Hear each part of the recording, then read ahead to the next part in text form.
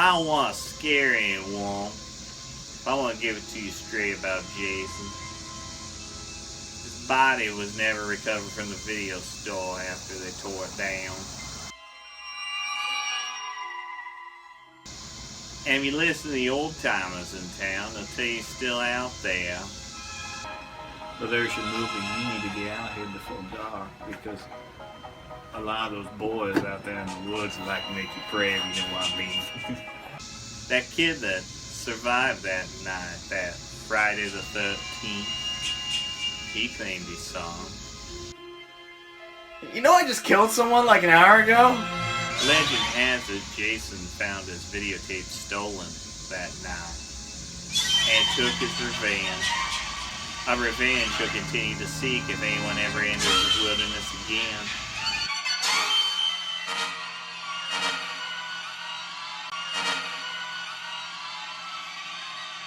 Jason's out there.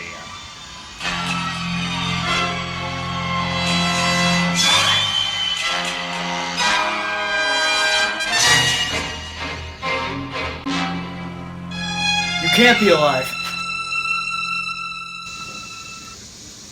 Yeah, I was that kid. Just give me the fucking tape.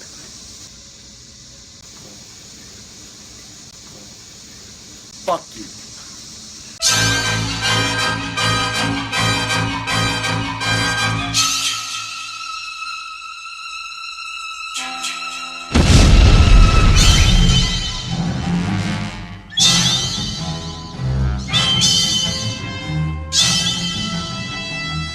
Friday the 13th, the final chapter, is a 1984 slasher film directed by Joseph Zito and starring Corey Feldman, Kimberly Beck, Erich Anderson, Crispin Glover, Peter Barton, Judie Aronson, Barbara Howard, Lawrence Monoson, Camilla More, Carey More, Joan Freeman, Lisa Freeman, Bruce Mahler, Bonnie Hellman, and Ted White.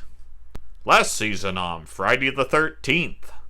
The film opens at Higgins Haven. Chris's dad just lost a ton of property value on his ranch. Should you be handling that axe with your hands? And there's our hero, dead on the ground, ladies and gentlemen. And this the guy's been leaving the wet stuff? Yeah. This time he got 7 kids and 3 bikers.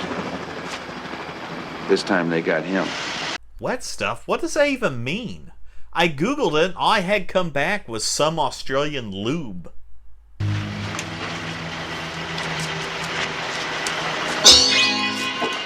Ah! The paramedics load up Big J and then they head out. It's Fackler from Police Academy. Real cute girl. Was. Well, she still is.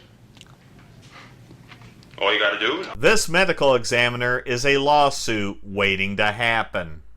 Axel tries to seduce Nurse Morgan, but it turns out all she wants to do is watch the news. Your question, yes. The man responsible for the murders in Wessex County this past week is at this moment in the Wessex County Medical Center morgue. Yay! Thank you. Holy shit, in this installment, law enforcement actually looks like law enforcement. Nurse Morgan gets offended by this. That's you they're talking about on TV, pal. I don't believe you, Axel. And then they get it on. Jesus Christmas! That was a Jason Voorhees cock block. Axel puts Jason on ice and oh fuck, he's breathing. He then goes back to our good old 80s standby aerobicize. But sadly, he already saw that one.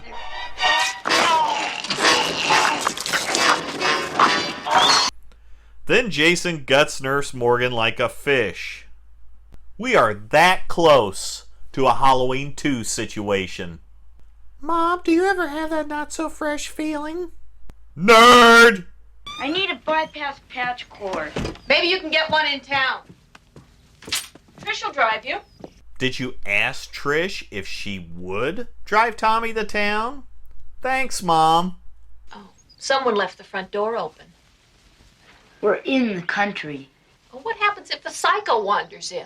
After all the activity over the last few days and the fact that there's been 20 people murdered within your area, might be a good time to go to Disney World. Did you hear any more about the place next door? It's been rented by some kids. Great. They probably got a pretty good deal on the rent since they're in the middle of mass murder. Our renters are a carload of teenagers.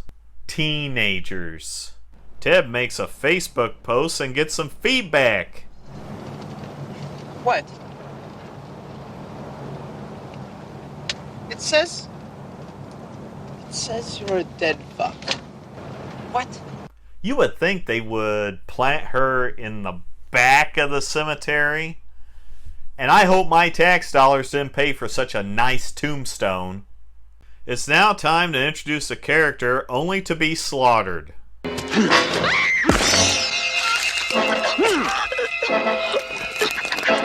Moving on. His name's Gordon. I'm Trish. Hi, Trish. Hi.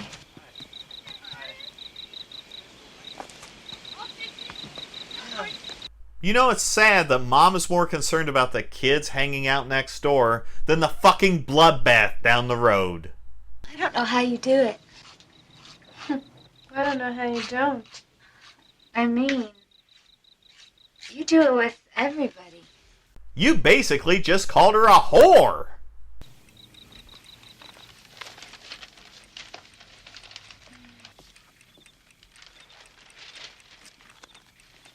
It's nice that local media are reporting on the missing body, but what about the 2 dead employees? Or did Jason hide the bodies and clean shit up? But in that case, since Jason's body is missing, wouldn't they be wanting to talk to Axel since he processed his corpse that night? That evening, Tommy goes to Boner Town.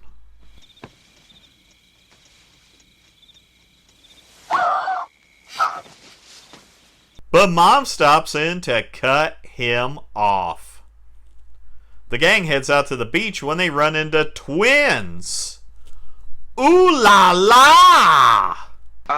How far is it to Crystal Point? Well, that's where we're going. Yeah, it's a long walk. But you were heading in the opposite direction. Obligatory skinny dipping starts and Corey Feldman arrives only to get whisked away by Trish and run into car trouble on the way home.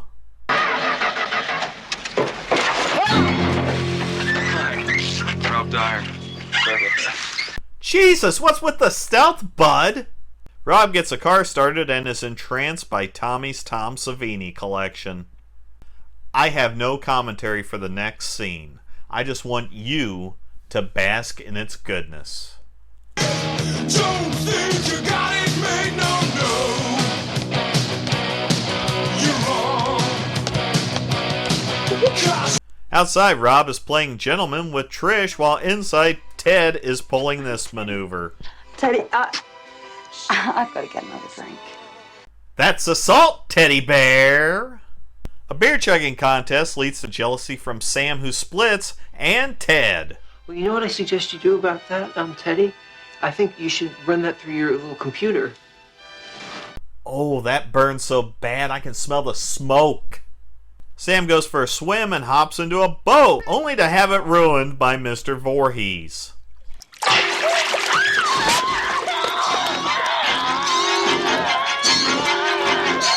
Actress Judie Aronson caught hypothermia in that scene, and this led to Ted White telling Joseph Zito, either get her out of the water or I'm walking.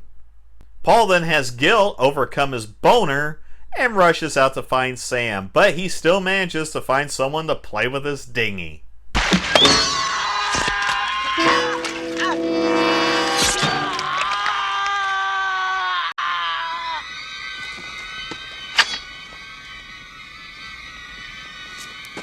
Get the gun!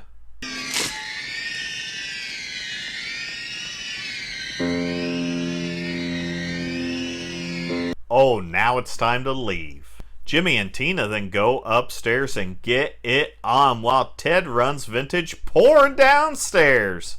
Terry tries to cock-block the couple, wanting Tina to leave, and winds up getting stuck outside.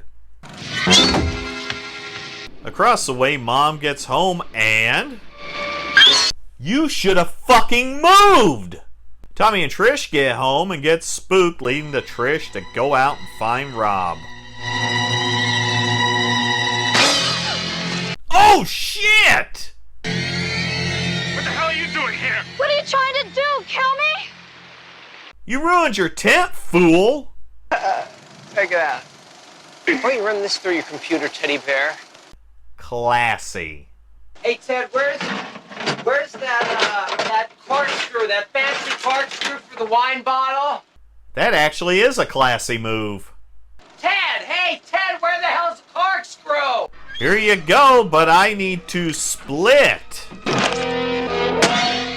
Upstairs, Tina checks out the weather after getting a code red advisory.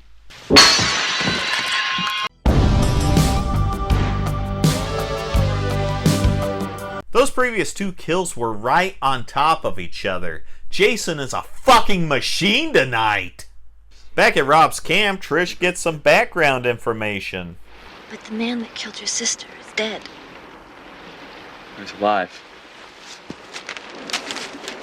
Look. Jason is a child, right? Okay. Sandra was killed in part 2, which we can assume was on a Friday the 13th. So part 3 was probably on Sunday the 15th and Monday the 16th. So let's say the beginning of this movie at Higgins Haven was on Tuesday the 17th. For shits and giggles, let's say the gang rented the house for Friday the 20th. The soonest Rob could have found out that his sister Sandra was dead was on Saturday the 14th.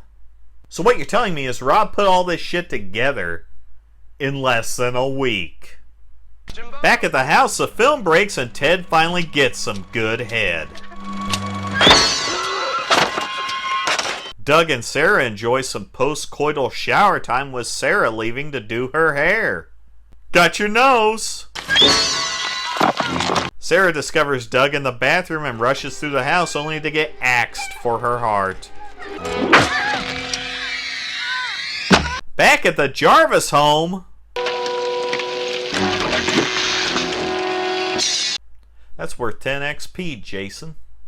Rob and Trish head next door with Gordon being the smartest character in this movie.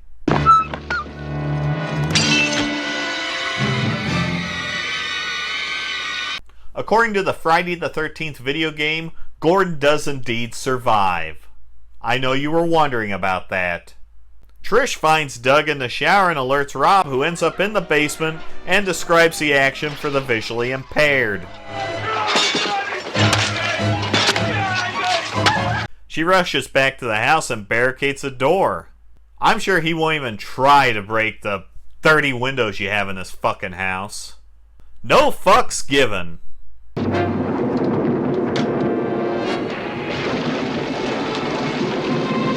Woo, I'm glad she locked the windows. Fuck your windows. Out of all the bodies that go through windows in this series, that one was probably the best.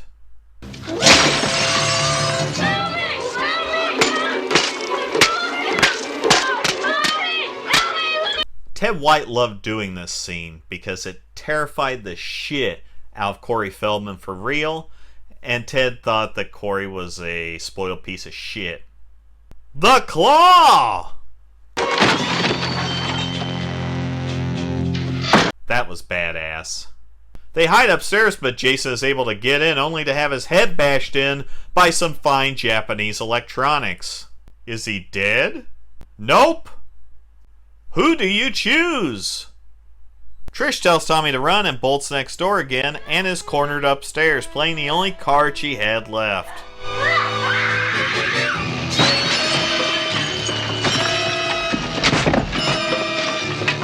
Man, thank God she landed on that muddy mattress. Meanwhile, Tommy decides to give himself a haircut. Trish gets back. Tommy, you were supposed to leave! That is some haunting shit.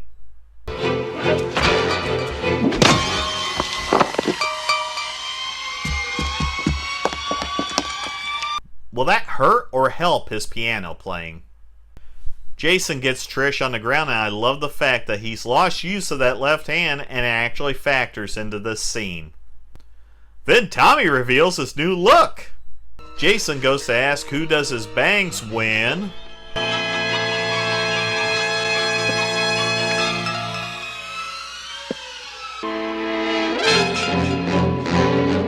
Wow, that is one ugly motherfucker!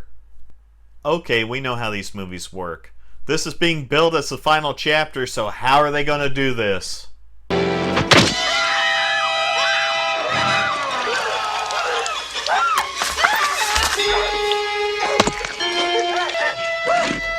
Yep, that'll do.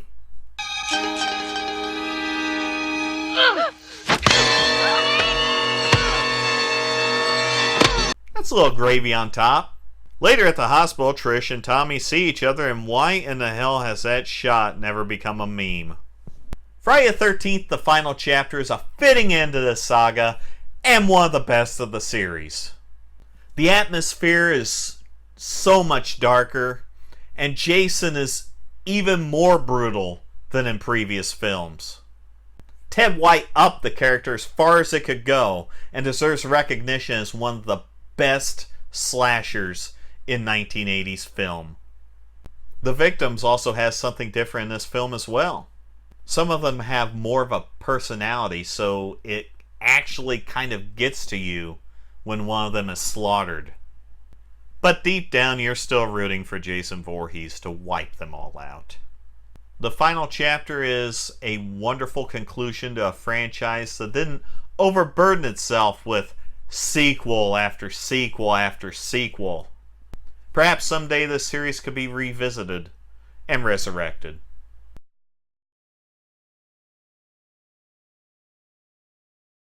Hey, wanna see my new haircut? What the fuck is he?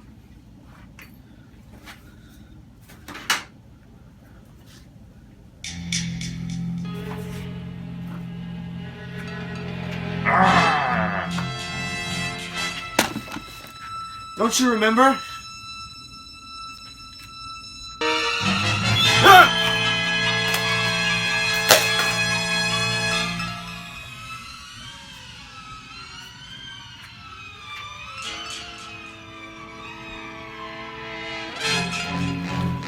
It was me, Austin!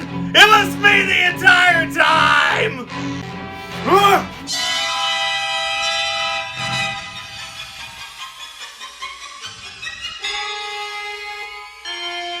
Die! Die! Die! Die! Die! Die! Die! Die! It's a teddy bear. One big teddy bear kiss.